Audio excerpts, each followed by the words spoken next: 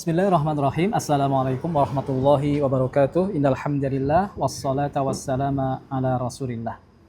Pemirsa sekalian yang dimuliakan Allah Subhanahu wa taala, hari-hari ini kita menyaksikan beberapa atau di antara kita orang-orang yang sedang bersiap-siap untuk melakukan perjalanan ke tanah suci, menunaikan ibadah haji. Pemirsa sekalian yang dimuliakan Allah Subhanahu wa taala, ketika kita melihat saudara-saudara kita melaksanakan ibadah haji, kita turut berbahagia karena mereka mendapatkan nikmat dari Allah Subhanahu wa taala, dan kita sebagai orang yang mencintai mereka, kita juga turut berbahagia dan kita mendoakan mereka untuk bisa selamat dalam perjalanan, kemudian mendapatkan haji yang mabrur. Kemudian di waktu yang sama kita juga merasa sedih kenapa kita tidak mendapatkan nikmat tersebut. Kesedihan itu bernilai pahala karena apa? Karena kita ingin bisa melaksanakan ibadah haji, tetapi ada halangan yang membuat kita tidak melaksanakannya, baik itu karena antrian yang masih panjang atau karena kemampuan kita yang tidak ada untuk bisa mendaftar dan lain sebagainya. Pemirsa sekalian yang dimuliakan Allah Subhanahu wa taala, ada ulama yang mengatakan arbabul azaimi la yardona bi dhawahiril a'mali bal bihaqaiqiha. Arbabul azaim, orang-orang yang menginginkan kesempurnaan. La yardona bi dhawahiril a'mal. Mereka tidak akan puas hanya ketika melaksanakan amal perbuatannya secara formalitas. Bal bihaqaiqiha, mereka baru puas ketika sampai kepada hakikat beramal.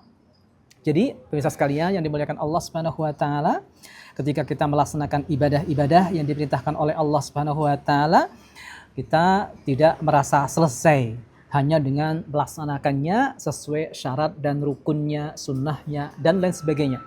Tetapi kita harus sampai kepada hakikat apa ibadah yang kita laksanakan tersebut. Misalnya apa? Misalnya adalah melaksanakan sholat. Wa aqimis sholata li dzikri, dan dirikanlah sholat untuk mengingatku. Maka sholat itu harus mengingatkan kita kepada Allah Subhanahu wa taala. Demikian juga puasa, la'allakum tattaqun, agar kita berlatih menahan diri, ada ketakwaan dalam hati kita. Dan di antara hakikat ibadah haji, pemirsa sekalian yang dimuliakan Allah Subhanahu wa taala, adalah mengambil bekal ruhani. Sehingga apa? Sehingga orang yang melaksanakan ibadah haji, mereka itu bisa mendapatkan bekal yang dibutuhkan dalam perjalanan hidup mereka. Pemirsa sekalian yang dimuliakan Allah Subhanahu wa taala, kita semuanya manusia ketika menjalani kehidupan dunia sejatinya adalah berada dalam perjalanan. Allah Subhanahu wa taala firman, a'udzubillahi minasyaitonir rajim.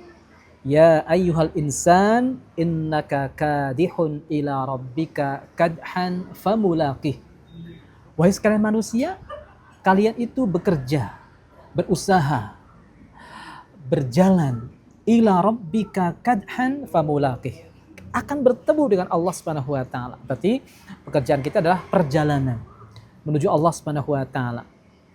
Dan ketika bertemu dengan Allah Subhanahu wa taala, bisa kita mendapatkan kebaikan, bisa mendapatkan keburukan.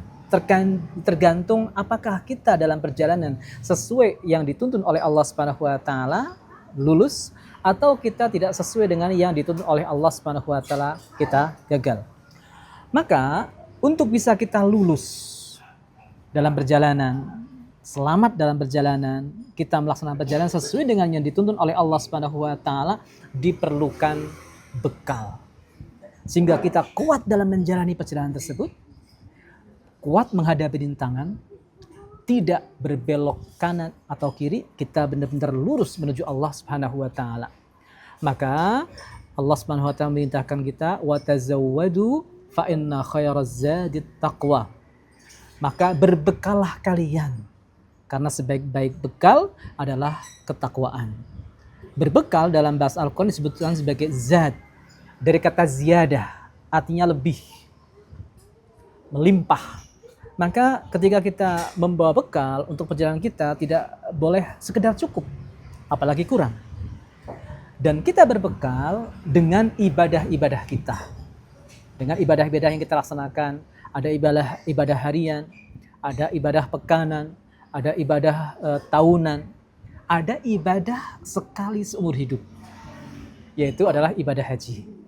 Secara sederhana, kalau kita melaksanakan sholat subuh, maka bekal yang kita dapatkan dari sholat subuh itu cukup untuk perjalanan kita sampai sholat zuhur. Setelah sholat zuhur kita mengambil bekal lagi untuk perjalanan menuju sholat asar.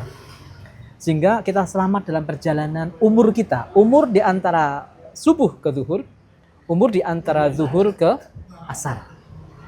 Juga ibadah puasa. Baru saja kita berpisah dengan bulan Ramadan, kita mengambil bekal yang cukup. Ternyata itu mencukupi untuk sampai Ramadan tahun depan. Ramadan tahun depan kita mengambil bekal lagi. Sementara, pemirsa sekalian yang dimuliakan Allah Subhanahu wa taala, ibadah haji Allah Subhanahu wa taala wajibkan kepada kita umat Islam sekali seumur hidup. Para ulama mengambil sebuah isyarat dari hal tersebut, dari hukum tersebut, bahwasanya ruhani, keimanan, ketakwaan yang bisa kita ambil asupannya saat kita melaksanakan ibadah haji itu cukup, kalau kita optimal, cukup untuk perjalanan hidup kita sepanjang umur kita sampai mati. Berarti sangat penting. Ada juga ulama mengambil isyarat bahwasanya karena hanya sekali diwajibkan kepada kita, maka harus ada perasaan dalam hati kita, ini kesempatan satu-satunya. Karena kesempatan satu-satunya, maka harus kita persiapkan dengan sebaik-baiknya. Kita persiapkan dengan sebaik-baiknya. Bukan kita persiapan karena biayanya mahal, persiapan karena tempatnya jauh, artinya antriannya panjang. Bukan seperti itu. Tapi kita persiapkan dengan sebaik-baiknya karena kesempatan satu-satunya. Nah, kalau kebanyakan umat Islam saat ini menyiapkan ibadah haji itu dengan manasik haji. Nah, sebenarnya masih ada yang kurang. Bagaimana kita itu menambah amalan-amalan dalam manasik itu, selain amalan fisik kita, adanya doa, adanya gerakan kita, dan lain sebagainya, keadaan kita, ada yang namanya amalan hati. Mungkin kalau kita sederhanakan, mungkin manasik hati. Jadi, bagaimana kita meninggalkan rumah ketika berangkat, apa doa yang kita ucapkan itu manasik haji. Kemudian apa perasaan dalam hati kita ketika melafazkan doa tersebut. Ketika memakai pakaian ihram, kita tahu aturannya. Tidak boleh pakai wangi-wangian dan lain sebagainya. Kita mandi dulu. Apa perasaan dalam hati kita? Jadi ada amalan fisik, ada amalan hati. Dan pemirsa sekalian yang dimuliakan Allah Subhanahu wa taala, Ihya'u Ulumiddin.